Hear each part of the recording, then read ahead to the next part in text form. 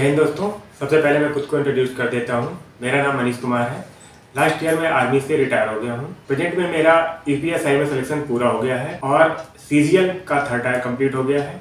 I am sure कि मेरा selection CGL में भी हो जाएगा। Now come to the point कि मैं अगर एक फौजी होकर एक साल में 2 से 3 गवर्नमेंट जॉब में सिलेक्ट हो सकता हूँ तो आप क्यों नहीं हो सकते। मुझे लगता है अगर एग्जाम की प्रिपरेशन की अप्रोच अच्छी है तो 1 साल काफ़ी है गवर्नमेंट जॉब पाने के लिए। मैंने कुछ गर्ल्स और बॉयज से बात करी तो उन्होंने बोला भैया ऐसी कोई बुक बताओ जिसमें ज़्यादा क्वेश्चन फंसते हो। तो मैंने उनसे बताया कि भाई क्वेश्चन फंसने वाले क्यों ढूंढते हो, पूरा कॉन्सेप्ट तैयार करो। अगर कॉन्सेप्ट क्लियर होगा तो आपके पास सारे क्वेश्चन के आंसर होंगे। देखो मैंने तो ऐसे यूपीएसआई की तैयारी की है, सिर्फ एक बुक से करी है। यह देखिए, यह बुक आर्यन पब्लिकेशन की है। इसमें हिंदी को छोड़कर सभी सब्जेक्ट कवर किए हुए हैं। हिंदी के लिए मैंने एनसीईआरटी की 8 से 10 तक की बुक से तैयारी करी है।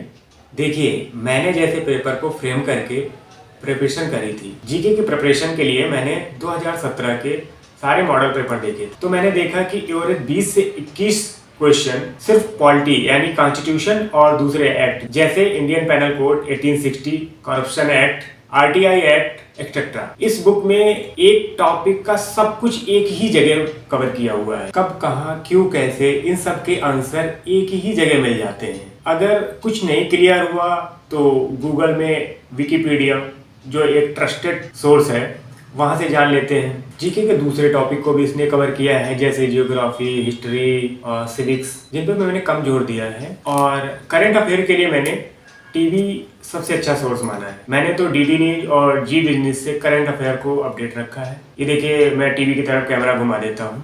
ये जो नीचे की 2 लाइनें चल रही हैं इनमें मुझे पूरा करंट अफेयर मिल जाता है। इसके अलावा मैं दूसरा चैनल जी बिजनेस देखता हूँ जिसमें मुझे फाइनेंशियल से रिलेटेड सारा करंट अफेयर मिल जाता है। ये मैं दूसरा चैनल आपको दिखा देता हूँ। मैंने इन 2 चैनल से जो नीचे की 4 लाइन्स में करंट अफेयर अपडेट होता रहता है, इन्हीं को मैं एक नोटबुक है, इसमें इतनी ही मेरी नोट्स हैं जिसमें मैं करंट अफेयर को नोट करता रहता हूँ, जिससे मेरा सारा करंट अफेयर अपडेट रहता है। इसके अलावा मैंने और कोई नोट तैयार नहीं किए हैं, सारा कुछ बुक में ही है, उसमें ही अंडरलाइन कर लेता हूँ और उससे ही तैयार करता रहता हूँ। इस तरह यूपीएसआई में जीके के सेक्शन में 40 में से 34 आसानी से स्कोर हो गए थे। रीजनिंग और मैथ के भी टॉपिक इस बुक में सारे कंप्लीट हुए हैं, लेकिन मैंने इनके लिए दूसरी किताबों का इस्तेमाल किया है। ये देखिए मैंने मैथ के लिए इस बुक को कंप्लीट प्रिपेयर किया था, इससे पूरी प्रैक्टिस करी थी जिससे मेरी मैथ की अच्छी प्रिपरेशन हो गई थी। रीजनिंग के लिए मेरे पास ये आर्यन पब्लिकेशन की है, इससे मैंने प्रैक्टिस करी थी। मैंने कोचिंग कभी नहीं की है और मैं कोचिंग के फेवर में भी नहीं हूँ। आज के समय में कोचिंग एक फैशन बन गया है। सभी लोग अच्छी कोचिंग में ज्वाइन करने में अपना अपर स्टेटस शो करते हैं। वो अपने फ्रेंड सर्किल में ये दिखाते हैं कि मैं अच्छी कोचिंग में जाता हूँ, बट मुझे लगता है कि कोचिंग के अलावा सेल्फ स्टडी ज़्यादा इम्पॉर्टेंट है।